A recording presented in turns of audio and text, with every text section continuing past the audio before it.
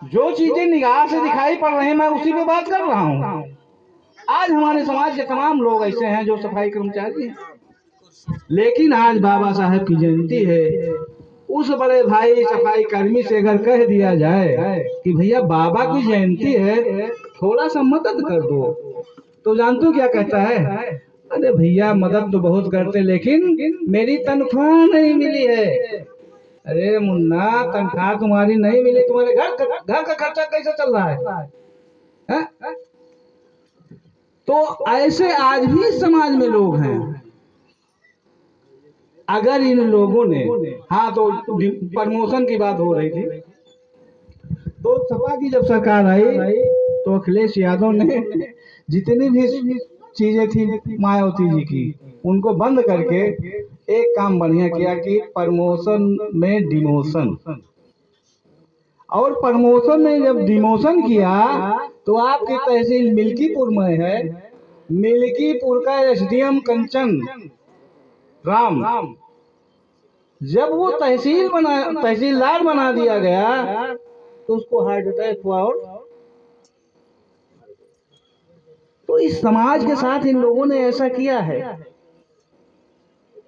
तो इन सब चीजों को देख करके हमारी एक मंशा है, बच्चे को जितने से जितना ज्यादा हो सके पढ़ाओ, चाहे जो करना पड़े, क्योंकि बाबा साहब ने कहा था शिक्षा वो शेरनी का दूध है कि जो पिएगा वही गुर्राएगा।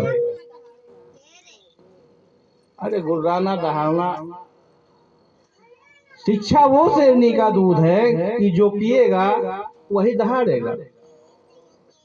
और समाज में देख रहे हैं जो उस तरह से लोग हैं, जैसे हमारे समाज में तमाम अब यूट्यूबर हो गए हैं, तमाम सोशल मीडिया पे काम कर रहे हैं, जैसे शंभू कुमार जी हुए, नीरज पटेल जी हुए, तमाम ऐसी महिलाएं जो यूट्यूब पे तमाम बाबा साहब के बारे में गाना बना करके भेज रही समाज को।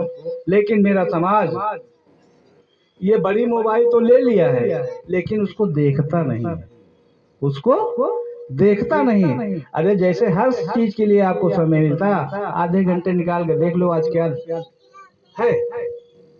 तो जब ये समाज जिस समाज से लड़ रहा, जिस व्यवस्था से लड़ रहा है, उस व्यवस्था से लड़ने के लिए आपके पास हथियार तो है, लेकिन उस हथियार को सही तरह से इस्तेमाल करिएगा तो।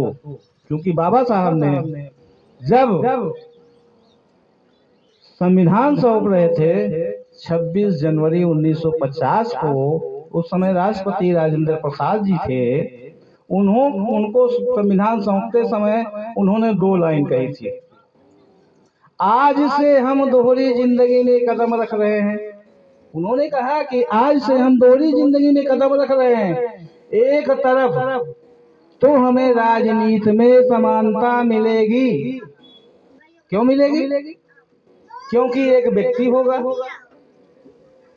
एक व्यक्ति का एक वोट होगा, और एक वोट की एक कीमत होगी, जिसे हमने संविधान में स्वीकार कर लिया है। लेकिन दूसरी तरफ आर्थिक और सामाजिक गैर बराबरी बनी रहेगी। यदि इसे जल्द से जल्द दूर न किया गया तो बड़ी मुश्किल से बनाया गया सत्ता का राजमहल नष्ट हो जाएगा। सत्ता का राजमहल क्या है भैया? सत्ता का राजमहल, हेलो, सत्ता का राजमहल क्या है जानते हैं आप? तो सत्ता का राजमहल संविधान है। क्योंकि वोट आपका है, संविधान की बदौलत मिला है, वोट की कीमत है, और उस वोट से आप दिल्ली पहुंच सकते हैं। सत्ता का राजमहल वही है। बाबा साहब को कहीं भी देखेंगे, उनकी मूर्ति को देखेंगे तो एक तरफ किताब होगी संविधान की, और दूसरी तरफ अंगुली कहाँ होगी? दिल्ली की तरफ।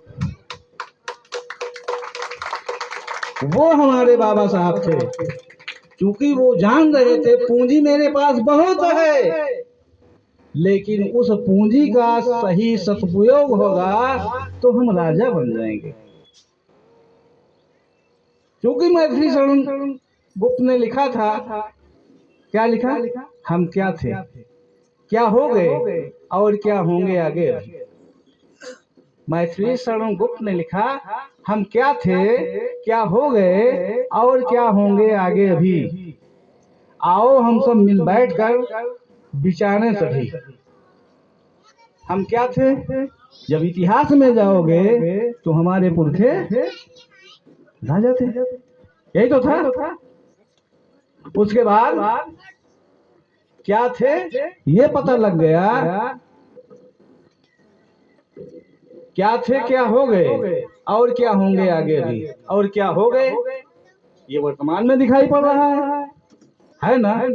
लेकिन आगे क्या बनना चाहते हैं, इसके लिए इतिहास को देखना पड़ेगा। और उसको पाने के लिए बाबा साहब ने आपको हथियार दिया है। न लाठी चलाना है किसी से, न डंडा चलाना है, न गोली चलाना है। वो हथियार आपके पास है। अगर यह समाज उस हथियार का सही तरीके से सदुपयोग कर ले तो वो जो चाहता है वो हो सकता है। इन्हीं शब्दों के साथ हम अपनी बात को विराम देते हैं। नमो बुद्धाय। जय भीम, जय भारत।